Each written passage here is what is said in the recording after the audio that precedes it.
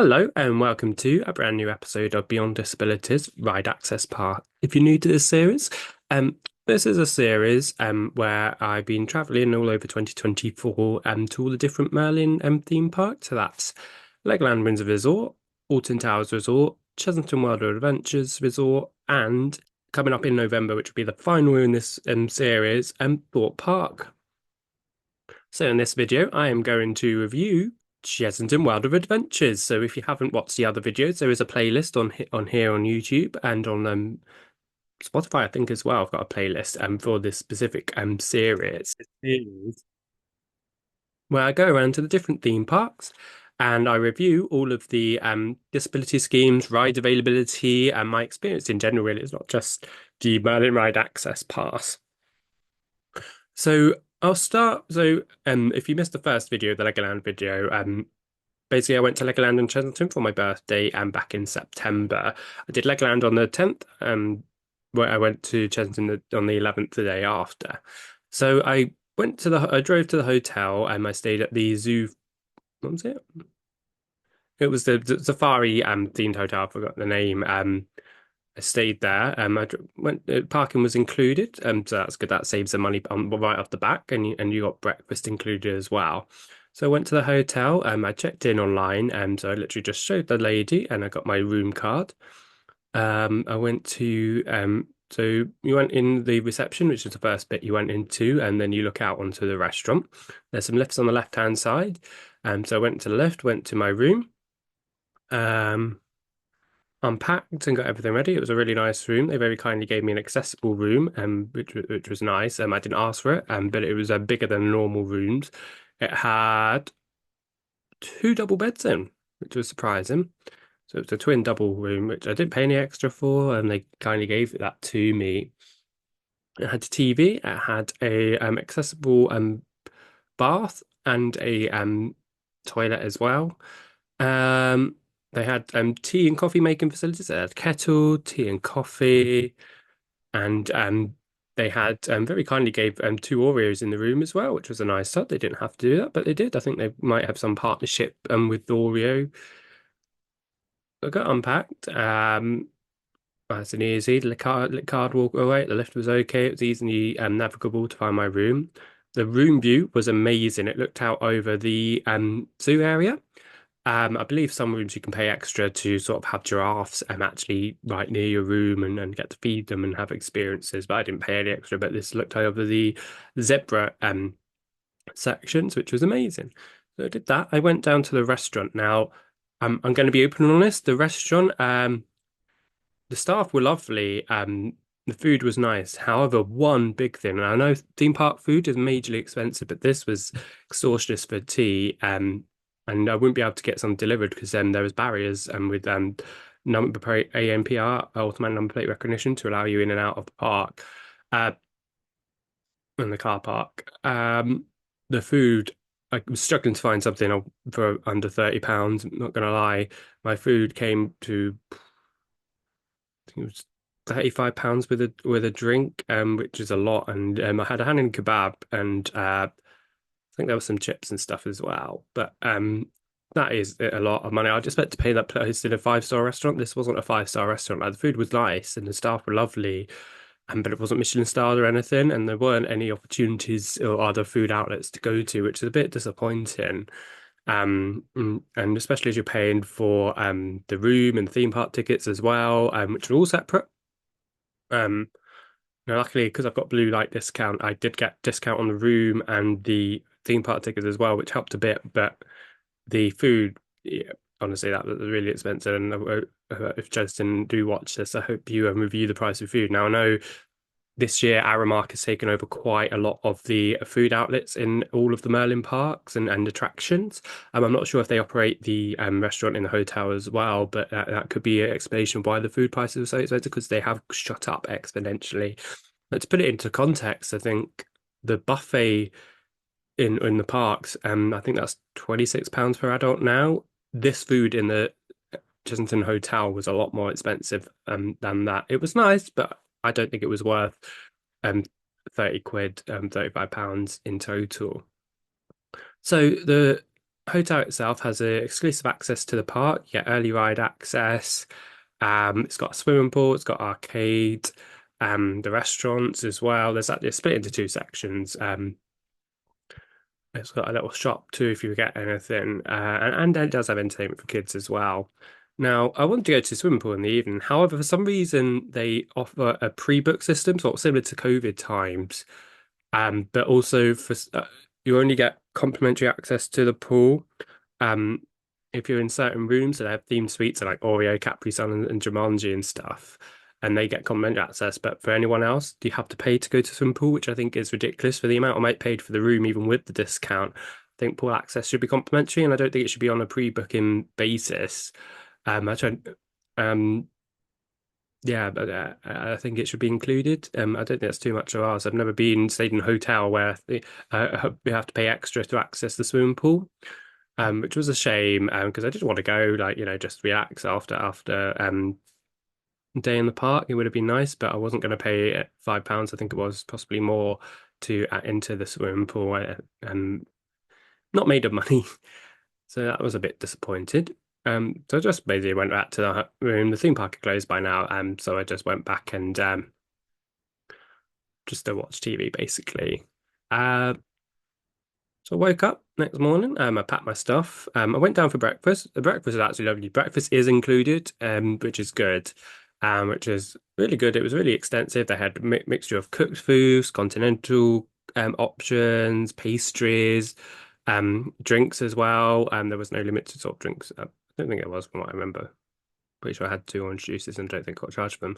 Um, and it was really, really nice. Again, the service was brilliant in the restaurant. I'm not faulting the service, it's just the pricing of the dinner. That was great. I packed my stuff, checked to put my stuff in my bag. You can leave your car in the hotel car park until you're ready to exit the park for the day, which is good. So you save parking for 2 days essentially. Um, so I went through the park, and the exclusive access is on the ground floor, and you just follow the signs to access the park. It takes you right into the zoo, actually. Now, only certain rides are open for early access, such as the Room on the Broom, but also exciting, the World of Jumanji. That is open an hour earlier for hotel guests, which is really good, which is one of the main reasons I went to Chessington because I've not been there since it opened and I love Jumanji. So I headed there straight first, which was really good. Now only the main roller coaster in that area is open, which is fine by me. That's what I want to go on, and which was nice. I had also just before I continue with the park side of things, I did book my Merlin Ride Access Pass online previously, which you do need to do. It's now compulsory unfortunately, for all disabled guests to pre-book the ride access pass for that day. And when you go, which and they do run out, so you can't do it on the day really anymore, which is a shame. Which again, I don't agree with them having a cap of disabled people. I get how safety on the rides, but actually entering the park, I think it's similar to Legoland again, which is brilliant. It's all done through the Chessington World of Adventures app. You just similar to Disney's Disability Access scheme. You just choose your ride you want to go on. Click on and reserve. It tells you if you can enter it, or if there's a queue for the first ride, you enter it straight away, and then tells you it counts down the timer. Oh, pardon me. It counts down the timer for the rest of the day, until you can enter the next ride. Now, lucky again, it was September, so it's outside of the school busy period. All of my rides were walk-on, which was pretty much really. I think maximum I had to wait about 5 minutes, which I didn't mind at all. So I used that constantly throughout the day, and I didn't have any problems booking the app, booking the rides through the app. It was brilliant, and I wish they'd roll it out to Thorpe Park and Alton Towers. Yep. So as I was saying, yeah, the World of Jumanji is beautifully themed. It's got lots of references to all the films, not just the modern ones, but the classic with Robin Williams as well. It's got the voice actors as well from the modern films doing announcements around the area and the queue. There's a nice little Jumanji gift shop, although with it be a IP, the prices are more expensive than other merchandise in the park, which is a shame. I didn't buy anything from there just because of the price. There's no toilets or food outlets that were open on the day when I went to Jumanji, when I went to Chessington and to the world of Jumanji. Um, so you enter through the zoo area, which is quite nice. You get to see all the animals. The kids area is open. I forgot the names. In the world, Jumanji was open as well, but none of the other areas for early access an hour before the park were open, which is understandable. But there's enough rides to keep you entertained.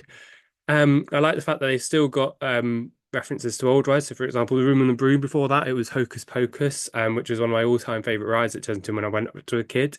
They've still got the lampposts with the goblins from Hocus Pocus in there. I'll be honest, I'm more of a fan of Hocus Pocus compared to Room Room, even though that book was a classic when I was a kid, but just didn't have the same magic as Hocus Pocus did, or the same engagement that it had.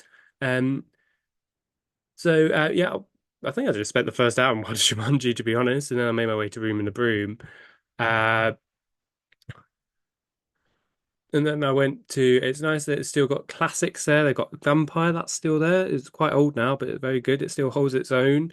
The ride access parts for that, although for the entrance wasn't open, which I found a bit strange. So I just went through the normal entrance. I'm not sure why the disability entrance wasn't open for Vampire. But that was good. Get back on there. Bubbleworks has been gone for years, although strangely, rumours are abound that it is coming back next year. Once the Gruffalo IP run license out again, I prefer Professor Bubbleworks and then the Gruffalo. If I'm honest, it's a great story, but for me, I always have nostalgia with Professor Bubbleworks.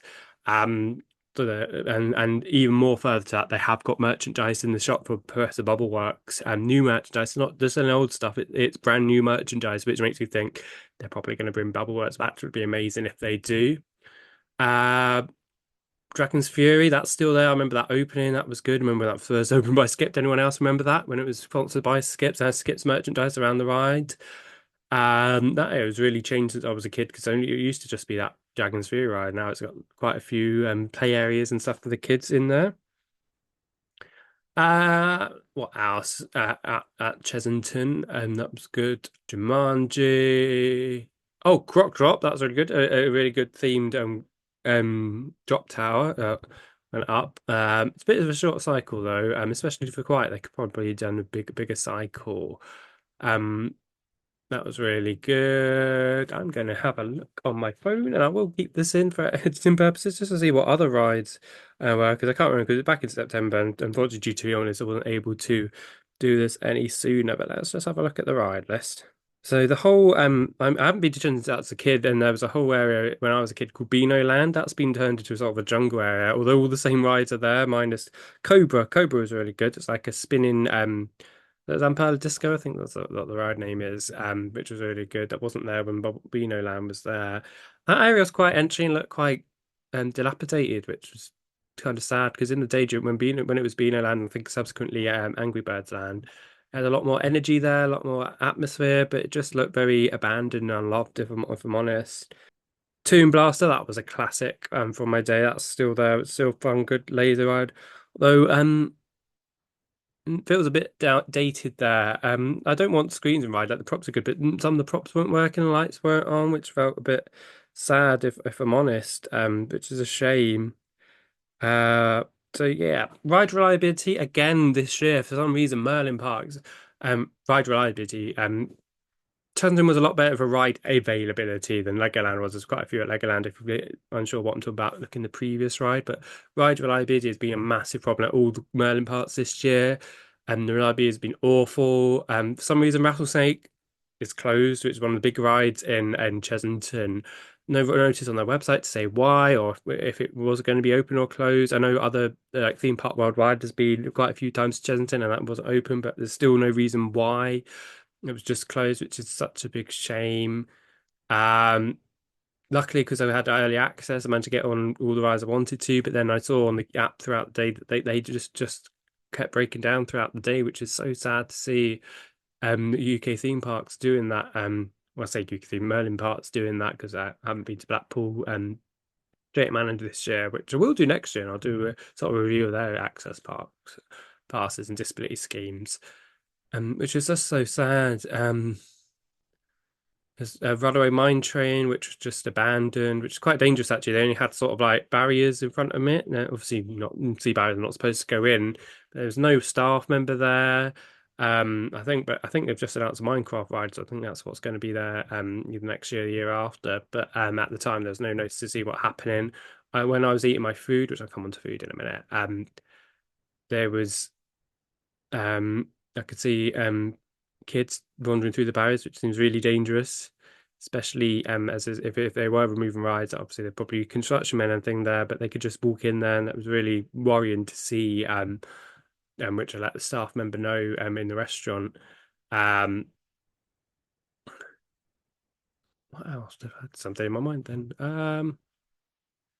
Yeah, it's just really sad with the state of Merlin Barts, and I hope when fingers crossed, A, that Universal Great Britain does happen, and B, when that opens, I hope it kicks sort of Merlin into backing their ideas up and improving their parts and putting some love back into the UK theme park industry. Um, and the safari was shut for some reason. No words why it was shut. I tried a couple of times throughout the day and it was just closed, which was again really sad to see. Because I've not been on the safari there because it opened after I left. Sort of just moved up from the south. So I really wanted to go on that, but it wasn't open. So let's go on to food. I had some really nice food at the Mexican place. I've forgotten the name, but I remember going there when I was a kid and having like chili con carne. It sort of changed up a lot since then. Whereas it's Mexican themed, but there was no Mexican food on the menu. It was like chicken wings and sort of chicken based dishes. It was really nice and really priced as well. I had sort of a Korean style chicken, really nice, and a drink as well. And it wasn't that expensive for theme park prices. It's really good compared to the hotel. I was really impressed with that. So top marks to the food at Chessington. I know some places are expensive, and also compared to Legoland, the difference, the fact that we had places in Chessington that was open for sit down meals rather than just quick service, and you have to find your own seat. I was really happy to see that. Um, so I did get some, which was really good. I did get some merchandise there as well, which was reasonably priced too. And I used the iPhoto, I think it's iPhoto, isn't it? The digital pass again, just because I hadn't been and want loads of photos and have a look on beyond underscore James underscore 56 if you want to see them.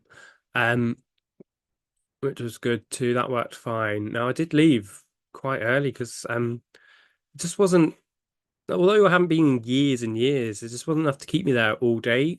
So I left about half one, two, and then drove back up home, which is about a 2, 3 hour drive. But it just wasn't enough to keep me there. I was thinking, oh, I want to do this again. Like I rode a couple of times in Jumanji in the morning, which was great, which is one of the main reasons why I went to Chessington. But even going on Dragon's Fury and Vampire, actually, I think I did do Vampire twice. There just wasn't like not it shows or anything to keep me there for a full day, which was a shame, especially for the money I paid. Like, I managed to get a combi ticket, which made it cheaper, but maybe it could be to do with my age. Like I am a lot older than I am when I went there initially when I was a kid. That yeah, it just there wasn't enough there to keep me there, especially with the ride availability as well. Like I left roundabout all the times that there wasn't great reliable rides open, which is a shame. So just to review, in terms, I did really like my visit to Chesney. I'm glad I went, and the food was lovely, and the rides were good. But you can certainly see that the parks aren't getting the care that they need and all deserve. Like I think they really need to sort of invest and put some love back in all of their parks, not just Chesington, but Legoland and Alton Towers as well. So this is the end of this video. Thank you for watching and listening. I will be doing the last episode in the series in November, for Thought Park, where I'll be going for Fright Nights as well. It's not Fright Nights, is it? Is it Fright Nights? Yeah, it is Fright Nights. For the first time, so that'll be interesting. So it'll be a sort of a slightly extended episode then. Um, please follow Beyond Disabilities Official on Instagram to keep up to date with all the episodes. If you go on YouTube, there's specific playlists for Beyond Disabilities, the main series, and the spin-off episode, Ride Access Park and book reviews. But thank you very much for watching. I hope you have a good rest of the day. Take care. Bye.